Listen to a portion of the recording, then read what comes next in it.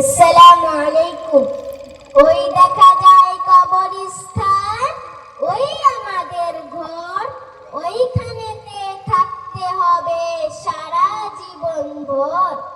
এই কবর তুই চাস কি? টাকা পয়সা নিস কি? ঘুষ?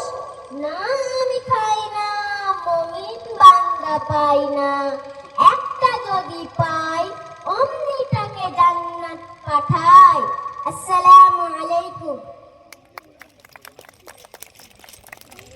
আজ 26শে জানুয়ারি।